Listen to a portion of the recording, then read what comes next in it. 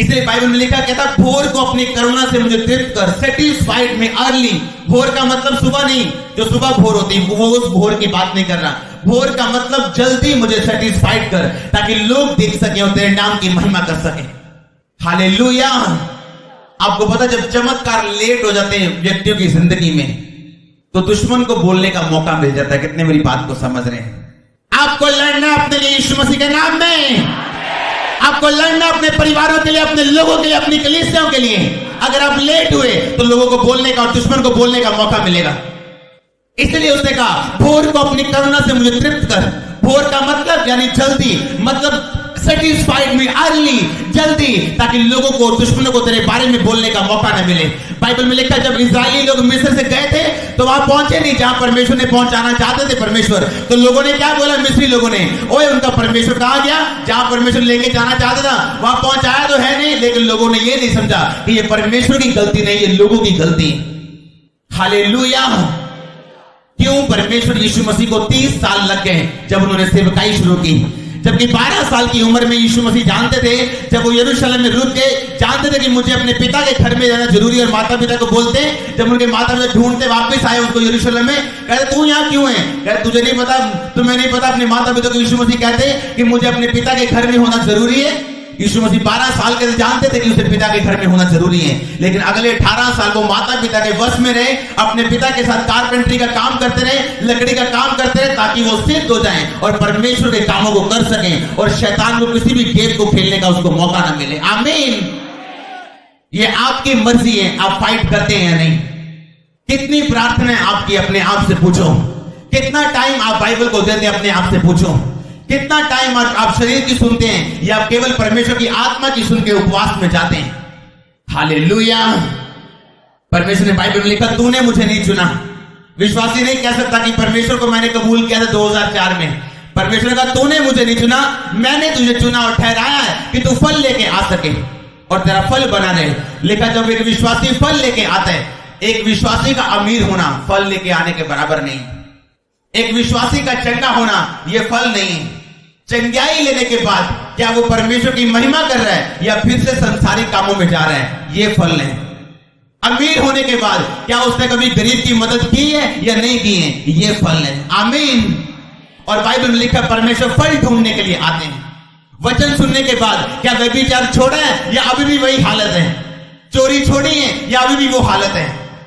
वचन सुनने के बाद अभी भी क्या कुंडियां लगती हैं बिजली वाली, क्या अभी छोड़ दी है वचन सुनने के बाद? लिखा वो फल है जो आप लेके आते हैं। और लिखा जब तू फल लेके आएगा मैं तुझे और छांटूंगा ताकि तू और सुंदर हो सके और बढ़ सके और मैं तुझे और आशीषित करूंगा।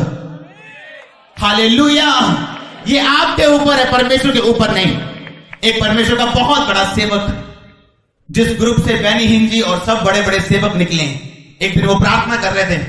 प्रार्थना करते करते परमेश्वर ने बात करनी शुरू कर दी और एकदम से शैतान, दुष्ट आत्मा एक बंदर के रूप में उनके सामने आ गए और शोर मचाने लगा। वो गुस्सा हो गया अपने दिल में, क्योंकि जब शैतान ने शोर मचाना शुरू किया उन्हें परमेश्वर की आवाज सुननी बंद हो गई। वो अपने दिल में गुस्सा होने लगे परमेश्वर से कि परमेश्वर तू शैतान को दूर क्यों नहीं करता? मैं तेरी आवाज सुन रहा था, मैं प्रेयर में था, मैं तेरी हुजूरी में था, और जब से मैं प्रार्थना में बढ़ने लगा हूं शैतान मुझे तंग कर रहा है और तेरी आवाज सुननी बंद हो गई। वो गुस्सा होते रहे और परमेश्वर ने कुछ नहीं किया। थोड़ी देर के बाद जब वो खिंच गए पूरी तरह से, बोले शैतान दूर हो जा यीशु मसीह के नाम में, और शैतान चला गया। और परमेश्वर ने पूछा परमेश्वर तूने शैतान को दूर क्यों नहीं किया? परमेश्वर ने कहा बेटा ये मेरा काम नहीं है, ये तेरा काम है। कहते मेरा काम नहीं है शैतान को दूर करना, शैतान को दूर करना तेरा काम है। आमीन। परमेश्वर का मैंने दूर नहीं करना शैतान को, मैंने तुझे अधिकार दिया। क्या तूने बाइबल में नहीं पढ़ा? क्या तूने नहीं पढ़ा कि मैंने तुझे सांप और बिच्छू को रोकने का अधिकार दिया है? पर किन चेलों को जो लंबा समय बिता चुके परमेश्वर के साथ। संडे मैंने बताया था परमेश्वर ने पहले दिन पतरस को नहीं कहा था ले पतरस मैं तुझे अधिकार देता हूं, जा दुष्ट आत्मा को निकाल और रोगियों को चंगा कर। बाइबल में पहले दिन पतरस को बुलाया, अपना बिजनेस छोड़ के, फैमिली छोड़ के पतरस परमेश्वर के पीछे चल दिया, ये ना जानते हो कि मेरा बनना क्या है।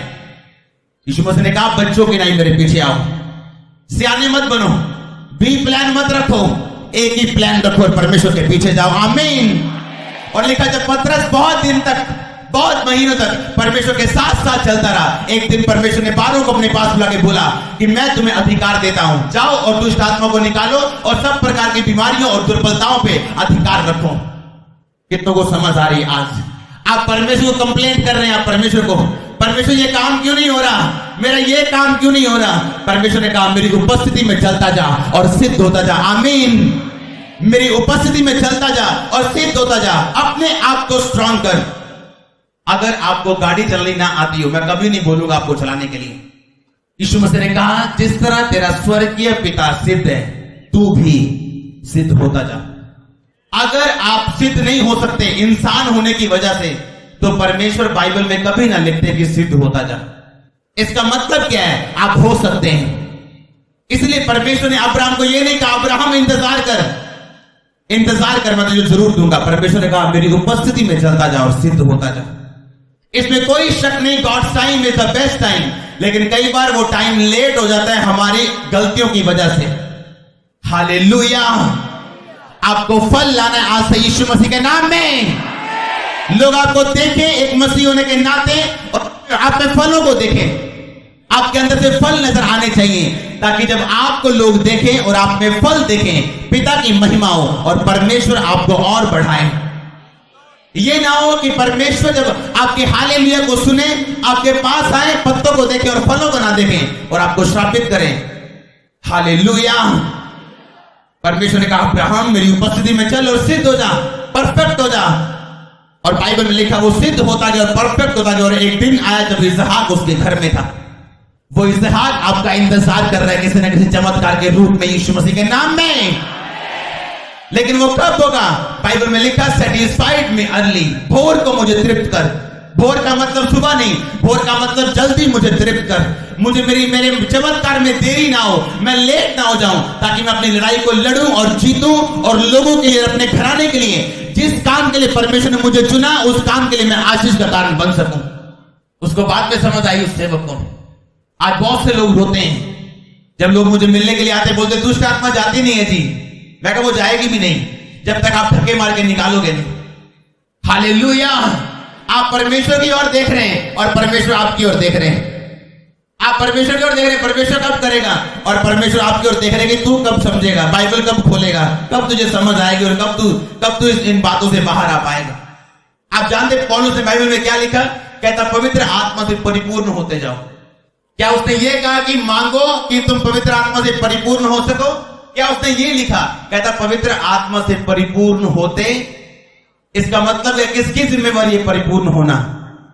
फिर उसके आगे लिखता है कि अपने आप से बात करो भजन संहिता के बीच में से।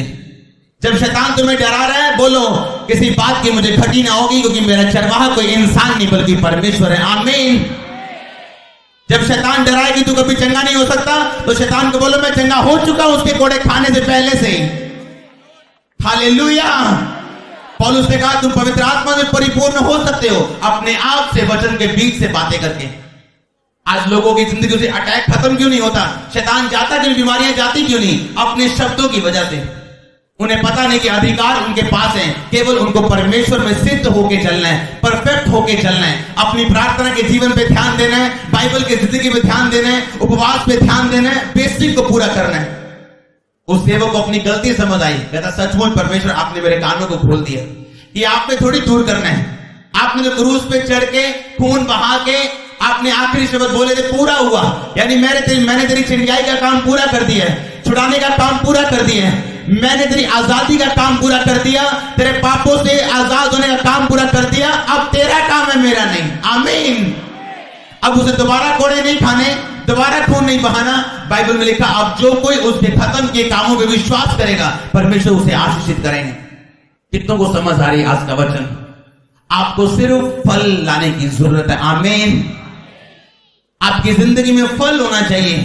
पवित्रताई एक फल है, प्रेम एक फल है, गाली ना निकालना एक फल है, व्यभिचार से बाहर आना एक फल है, चोरी ना करना एक फल है, माता पिता की आज्ञा को मानना एक फल है। एक जिम्मेवारी उठाओ आज, एक मसीह होने की जिम्मेवारी, कि मैं वो पेड़ हूं जब परमेश्वर मेरे पास आए, फलों को देखें और फलों को खाएं और मुझे और ब्लेस करके वापस आए। हालेलुया। फिर परमेश्वर को कंप्लेंट करने का कोई फायदा नहीं होगा, कि परमेश्वर दूर क्यों नहीं कर रहा, क्योंकि दूर करने की जिम्मेवारी आपकी और मेरी है।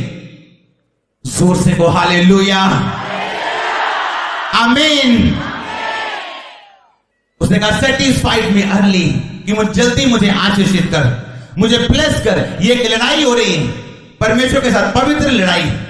कंप्लेंट नहीं कर रहा, वो परमेश्वर से विनती कर रहा है, एक विनती जिस तरह याकूब ने की थी कि परमेश्वर, उसने याकूब ने कहा था स्वर्गदूत को कि जब तक तू मुझे ब्लेस नहीं करेगा मैं तुझे छोड़ूंगा नहीं और जाने नहीं दूंगा। हालेलुया। कितनों को समझ आ रही जितना मैंने बताया? अपने पड़ोसी को बोलो तुम्हारी जिम्मेवारी है, बोलो परमेश्वर की नहीं। आमीन। मुझे याद है 2005 में जब मैं मसीह में रहा और डेली परमेश्वर की ओर देखता था कि पता नहीं कौन सा दिन आना है कि परमेश्वर ने मुझ पर दया करनी, पता नहीं कौन सा वो दिन होगा जब परमेश्वर मुझे आजाद करेंगे और मेरी भी गवाही होगी। और रोज ऊपर की ओर देखना, और जिस दिन सच्चाई पता चलेगी ऊपर देखने की जरूरत नहीं, इधर वचन में देखने की जरूरत। सब परमेश्वर की तारीफ करो, सब जन। आमीन। मैं आपको समझाने की कोशिश कर रहा हूं, फिर आप अगर समझ गए आप कंप्लेंट नहीं करेंगे। आमीन।